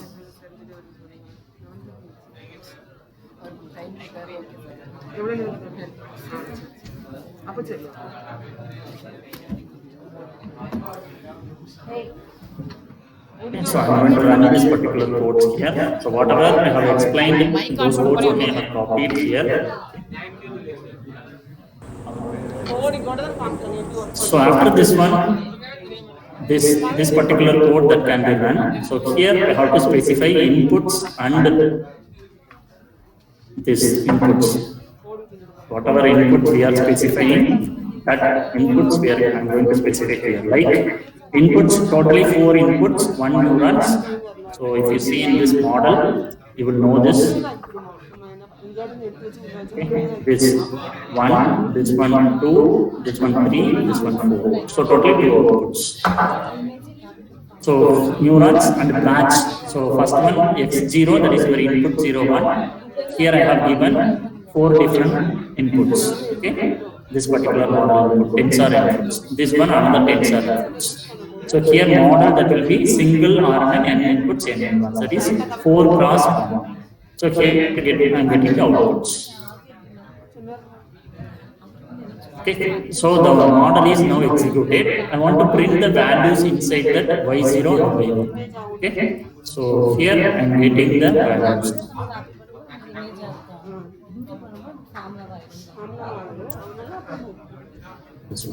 So I'm going to run this particular one. Yes. Here only single neurons you are getting. That is, these are all the possible single neuron outputs. Okay, you are getting for this particular model. Here I have given this particular inputs. From this, it is calculated that tensor outputs are calculated at 0.99369998 and 1.00 because the values belongs to 0 to 1. Okay. So these are all the other. This is for the y0. This is for the y1. So like that, you can create more number of models by using this RNN. So these are all the sample outputs. Okay. So next one. So next what I am going to do is that I am going to increase the neuron. Okay. So here 5 neurons I have used. Same. The other things are same. 2 inputs. Okay. Here 2 inputs. Totally 4. I have increased 5 neurons. Okay. So what about what happened to the outputs? That we will see. So code that will be different for this one. Okay. So what I am going to do it here is same code. Okay. Here.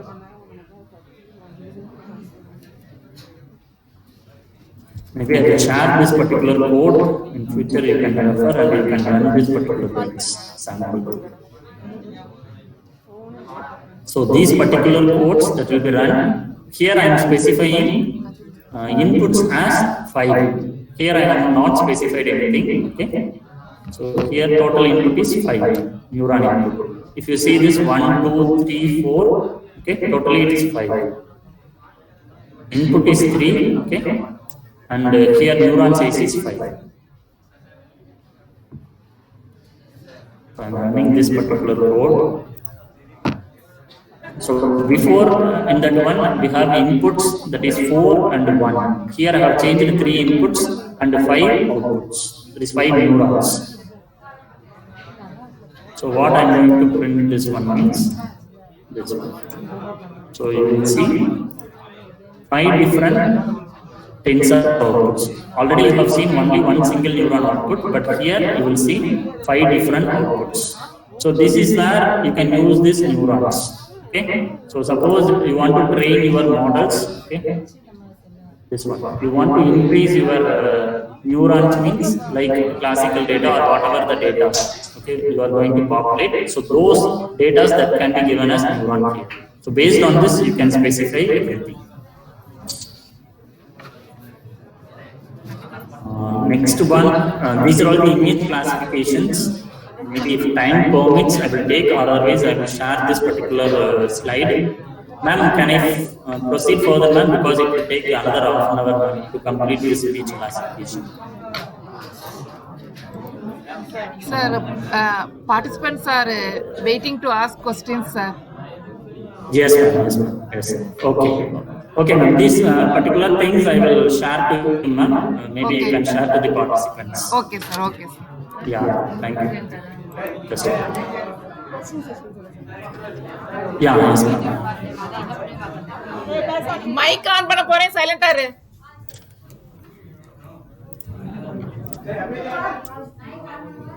Yes, ma'am. Any questions, ma'am?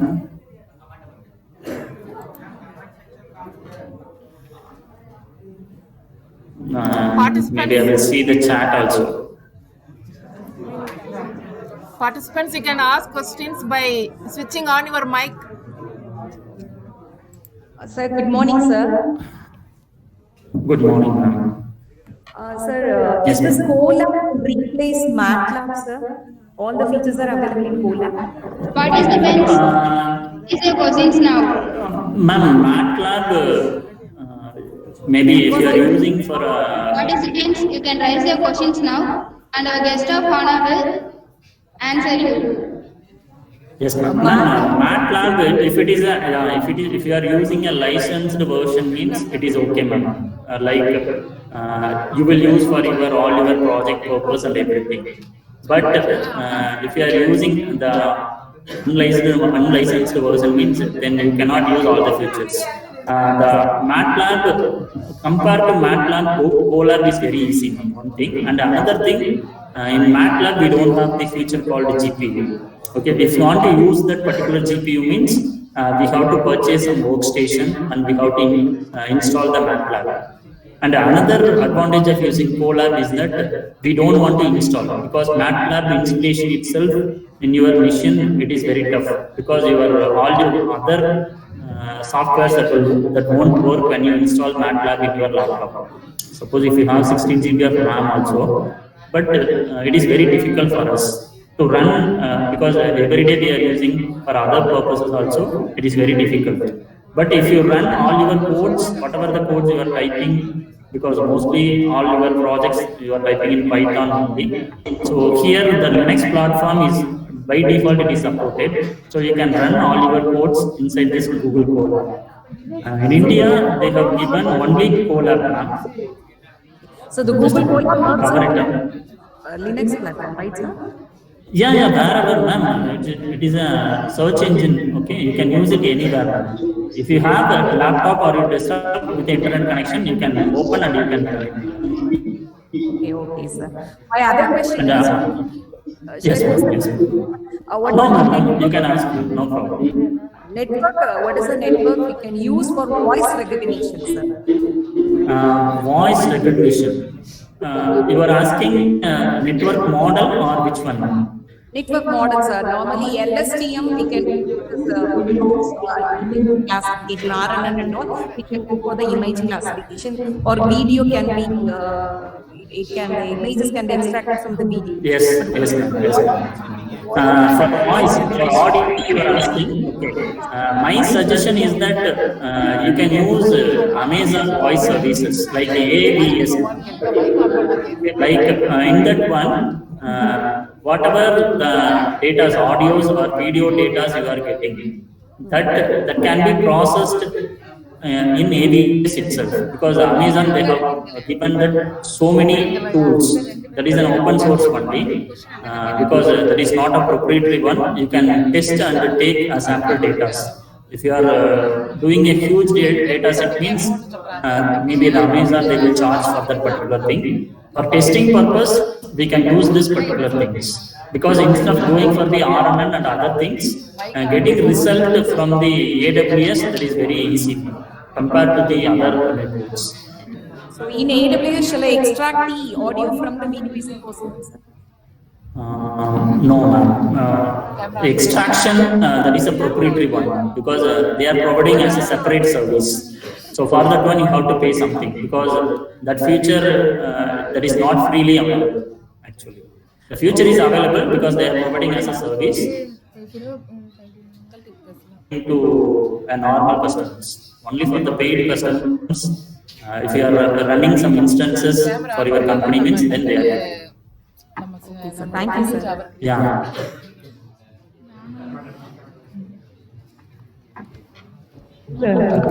I have a small suggestion from you. Yes, Actually, ma'am. I have finished my research work on cloud computing. Okay. Okay. Can you give me suggestion to move on with this ML? Is it possible to mingle my topic with this ML, sir? Actually, I have done my thesis in cloud security. Okay. Ma'am, actually my area is also cloud with reinforcement learning only I have done actually. Okay, sir. Wherever the domain, the machine learning models we can implement. That is not belongs to MAP. Cyber security also we can apply this machine learning models. Mechanical domain also we can implement this particular models. So maybe if I know your problem means, further problem means I can tell you which model that is suitable for you, okay, to implement that particular things. The basic test bed you can use it as a Google Colab. And the model maybe you can use reinforcement learning models or convolution neural network or the RNN model, because these are all the things that will be used nowadays, because all your data set, whatever the data you are collecting as a data set, so for that if you are using these particular models, that will be very suitable because it will support all the domains. Suppose I want to do a research in data mining concept, but I want to implement machine learning means that is also possible. Okay, sir. Yeah, yes.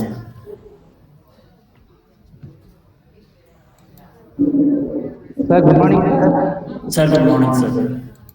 Sir, actually we discussed about supervisor learning categories. Yeah, yes, sir. Supervisor. Sir, in that many models are very difficult to handle. You have said that many handles difficult to handle. It's not difficult to handle, sir. Actually, it's easy only. But the models which are existing, that is already it is implemented, means if you are using again means the result is not that much accurate, because the machine learning models whatever I have posted in the presentation, that are all old. Like for a basic we can have it. For understanding that supervised learning models, how we can use it, that we can use it. Maybe for our students, if we want to teach something about the machine learning models, means it's okay. But we want to use it for our project or for our research means. So those models we can study and we can extract the concept and we can use it by using these deep learning models. Because for a research purpose, we are using normal linear regression or other models means. For the comparisons and results comparisons also, maybe we can take that particular things. But for other product, like we want to get some outputs from that particular model means, the persons from the industry, they are looking for the deep learning and this CNN and RNN models. So for that, I am recommending that particular ones. Basics you can refer. Then you also preferred, especially that naive bias and hidden Markov models, isn't it? Yes, sir. Yes, sir. Why I have yes, sir. Yes, sir. You carry. I think I have not asked your question. Yeah, actually, compared to other models, why you specifically mentioned these two? What makes you think? Because yes, sir. Because the students or the others who are working in simple projects, if they use this naive or hidden Markov model, the result, those are using for the simple projects, the result that is accurate one, and they can easily find out the particular results for a simple projects. So if we go for other models, the programming itself, it's very difficult for them, and the result is not accurate. So that's why I'm preferring that particular thing, because whatever the machine learning models we are using, the performance, that is the impact more, that is accuracy one. So which model we are using, it is 90% accurate, 95% accurate means we can go for this 98% accuracy models. So which model that is suitable? So like that we are moving. So why the deep learning, reinforcement learning, everything comes means because of this accuracy. Okay, sir. Sir, last question, sir. Yes, sir. Yes, sir. While we talking about GPU, Yes, sir. Google Colab is giving free for us to activate GPU, but compared to NVIDIA, AMD Radeon is all very expensive. Yes, sir. How Google make us free process to use these GPUs? Yeah, yes, sir. Why the Google has given this particular ones? For a GPU purpose, we want to train some models, because for creating deep learning models or other models to test it, it is very difficult. So what Google they decided means, they have given so many things like Tensor, PyTorch, so many tools they have given, Jupyter and other things. But those platforms are not working in a internet environment. There is online environment, it is not working. We have to download it and we have to use it. Or if you use it in a cloud services means, they are providing not as a free service. Some additional services they are providing, and we have to pay something. So what Google they decided means, if we are providing GPU as a free one, then the users, those who are from the educational background, like education institutions, or those who are doing research, or those who are writing papers. Okay, so from that they will test their data in this Google Colab. So whatever GPU they are allocating, that is minimal resources they are giving for testing. If you want to train too much data, like huge data, millions of data means, that is possible, but with the limitations they are giving everything. Not the millions of data at a time we are not processing, because here we have the RAM restrictions and also the storage restrictions also there. So inside that Google Colab, if you see that one, 64 GB. So that is the maximum data we can store it. So like that, they are specifying the limitations also. In India, they are specifying Colab only. But if you go for US and other things, the next version, that is your Colab Pro, that is existing. But in India, they are not giving. Oh, okay, sir. Sir, like that, it is only applicable for education, not for like NVIDIA. No, sir. Used for high-end gaming, like gaming laptops. It's a minimal version for this one GPU that can be more suitable for us. Like we are doing research and other things, it's okay. But if you are working in a company project, means it is not advisable to go for the Colab, because the data whatever you are storing in Colab, whether it is a secured one or not, that we don't know actually, because it is a free one. So, but if you are doing a company projects, then the company also advised this one, you can go for any NVIDIA or AMD workstations. So those GPUs only they are preferring. But the cost is high, because if you are a researcher, then we are spending 5 lakhs or 4 lakhs for spending a workstation, means it's very difficult. So same results we are getting from that particular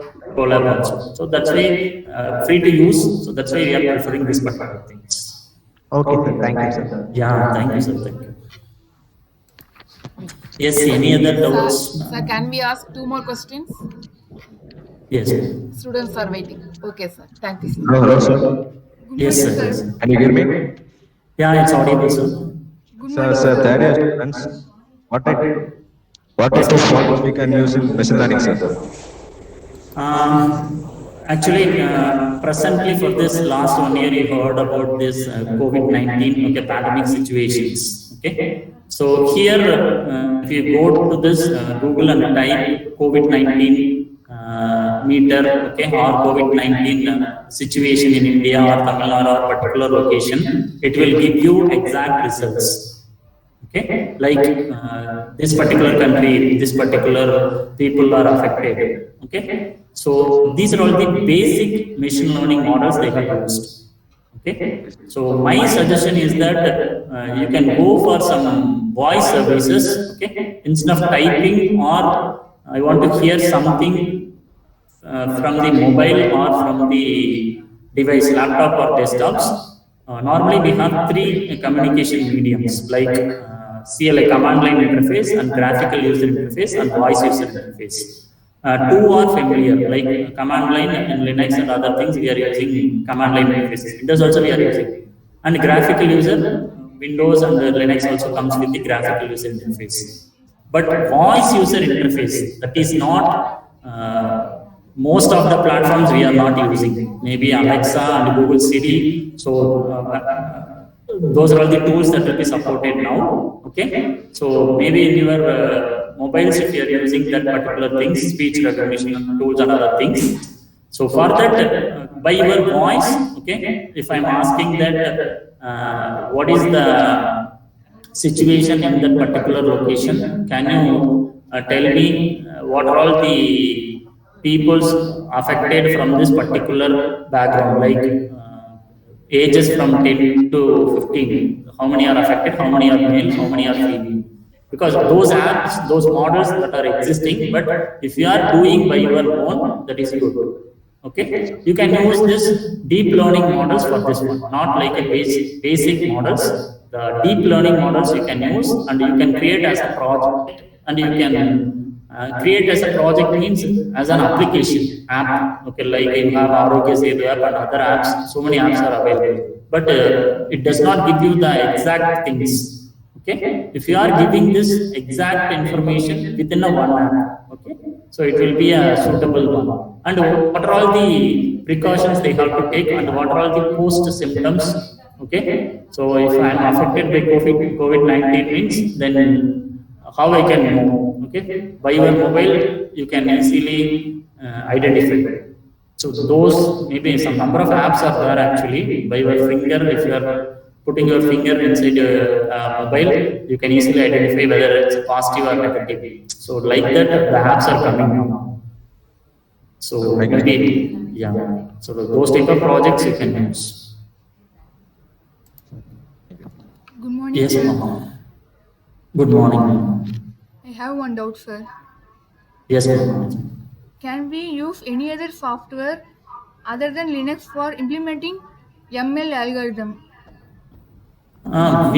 We have so many software tools that are available. Linux, that is an operating system, not for this software. Okay, the machine learning models that can be run in a tool, not in an operating system. Okay, because why I am preferring that Linux means we can easily configure our OS also. Okay, because in Windows, if you are using software tools means if you are using any hardware. Okay, only with the software means it is okay, you can use Windows. But if you are integrating hardware, because nowadays we are working on IoT with machine learning models. So for that one, we need a hardware to interact with the operating system. So for that, we need a device drivers. Okay, so we have to implement both the things, like IoT, there is a hardware, then your device driver and your software. So three things that will be supported means very easy. So that's why I'm preferring Linux, because the configuration files you can edit by yourself. But in Windows, that is not possible. You have to ask permission, or you have to use the proprietary OS. Okay, so that is not advisable. Thank you, sir. Yeah, thank you. Thank you. Sir, Yes. other than that, what are the basic programming skills needed to learn and implement ML? If you are well versed in Python, that is very good. I'm not suggesting any other programming languages, but companies nowadays they are looking for some new programming languages called Scala. Okay, that is the advanced one.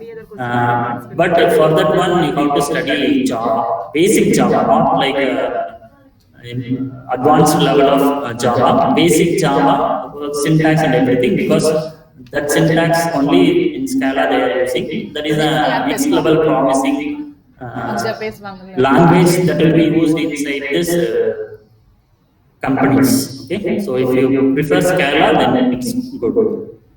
And Golang, that is another language that will be given. Okay, so if you prefer company perspective, you want to work in a company environment, means the next level that will be Golang. Okay, so all the machine learning models that will be run in Golang also. So that is another language that you can study. So a new language, Python, Golang, and Scala. These three maybe you can study by yourself to go to the next levels. Not like a basic thing that will be C, okay, C or Python, that is the basic one. So after that, if you are not interested to study .NET or other Java means, then you can go for this particular things. Thank you, sir. Yeah, thank you. Participants, any other question? Yes, any other questions, ma'am?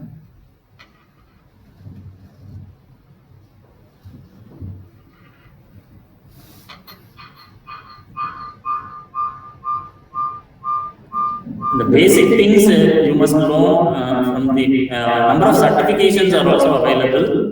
Maybe Coursera, they are providing more number of machine learning courses, and NPTEL also they are providing. Coursera, they are providing as a free resource. Maybe if your college is registered under this one, you can get free certifications instead of getting a paid one. And Coursera, they are providing as educational financial aid also they are providing. Okay. So through that one, you can apply and you can wait for 15 days, and after that you can do the certifications. So why I am preferring this particular certification means if you go for companies, they will prefer the certifications. Instead of getting a simple certificate means that is not good. Okay, if you are getting Coursera certificate with you have installed, suppose it is a free course means minimum you have to spend 6 weeks to complete that particular course. Within 1 week also you can do, but that is not advisable. You can do codes and you can have your hands-on experience, then you can get the certificate. Okay, NPTEL they are providing in a different way, like lectures, everything they are providing. We just want to listen and we have to implement in our laptop, then we can post it. Okay, and at the end of that particular week, they are giving some exams. Okay, proctored exam, you can go and attend that particular exam. Okay, and so many things are available, like Edureka, and so many videos are also available in YouTube and other things that also you can have it.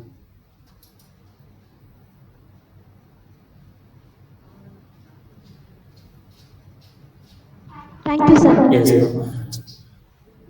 I request Assistant Professor Mr. Sandal to announce the prize winner for online competition for video editing tools. Good afternoon, everyone. It gives me immense pleasure to announce the prize winners for the online competition conducted by our department association, CAMCOM, during the pandemic period to keep the students engaged.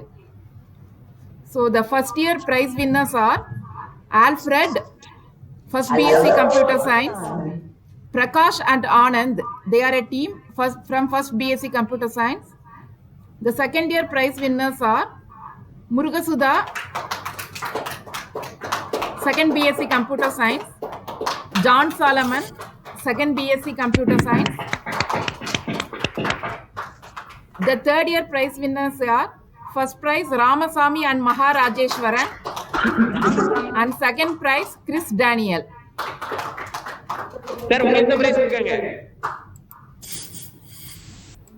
One announcement to the participants. Our whole webinar will be recorded and uploaded in YouTube. We have 3 recordings made from our college side.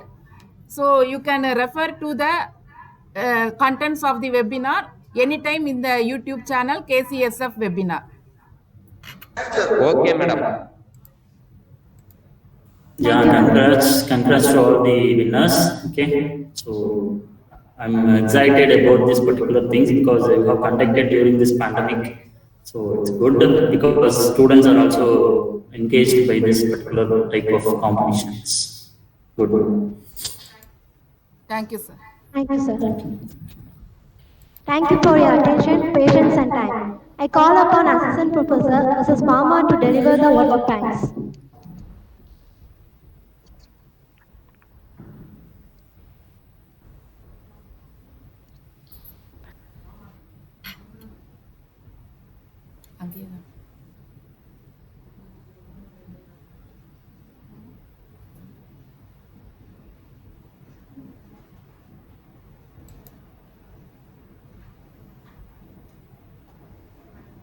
Sir, you can stop presenting the screen. Yeah, yes. Sorry. Thank you, sir. Good morning to all. Your team is a great honor and privilege to propose vote of thanks for this memorable occasion. On behalf of my college and the entire fraternity of the institute, first of all, my sincere thanks to Almighty God for making today's event a grand success. On behalf of our computer science department, first and foremost, I thank our president, Mr. V. Ilangovan, for his motivational support to organize this type of webinars. I give a really heartfelt vote of thanks to our resource person, Dr. V. Saktivel, who spent his busiest time gracing this occasion. Today, we had the opportunity to hear your thoughts, and this is definitely encouraging students in their future. Thank you very much, sir. Thank you, ma'am. I also express my heartfelt thanks to our principal, Dr. N. Nagarajan, and our beloved director of self-finance courses, Mr. A.M. Tony Melvin, for their valuable contribution and encouragement in all of our efforts. I also give a special gratitude to Mr. S. Rajan, Head of the Department of Computer Science, and our organizing team to make this webinar successfully. Last but not least, I would like to thank all the participants for patiently listening to this webinar. Thank you, one and all. Thank you. Thank you, ma'am. Thank you for the opportunity. So maybe actually through my students only I got this particular webinar sessions. Okay, my student name is Jay Vignesh. Okay, my organizers for this all this particular FAP. Okay, sorry, webinar. Coordinators and HOD and also principal, okay, for giving this opportunity. So I thank all the participants, okay, for this, for patiently listening my sessions. Maybe I think it will be useful for your project purpose and other things. So if you have any doubts or anything, you can call to me or you can message to me. So maybe in the chat box I will post my mail ID and also number, maybe or from the coordinator you can collect it and you can send a mail or message. Okay. So if time permits, I will reply to you within a 1 day. Okay. So thank you all. Thank you for giving this opportunity. Thank you, sir. Thank you, sir. Thank you. I request all to stand up for the national anthem. Jana Gana Mana अधिनायक जय हे भारत भाग्य विधाता पंजाब सिंध गुजरात मराठा द्राविड उत्कल गंगा विंध्य हिमाचल यमुना गंगा उच्चल जलधि तरंगा तव शुभ नामे जागे तव शुभ आशीष मागे गाहे तव जय गाथा जनगण मंगलदायक जय हे भारत भाग्य विधाता जय हे जय हे जय हे जय जय जय जय हे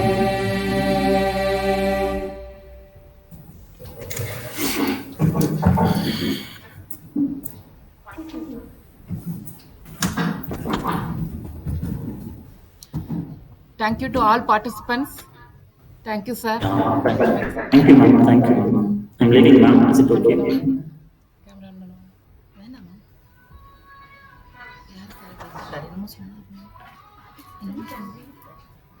Participants, you can leave. Yes. Okay, thank you, ma'am. I'm leaving, ma'am. Okay, sir. Thank you, Yeah, sir. okay. Yeah, thank you. நீங்க இது பண்ணுங்க.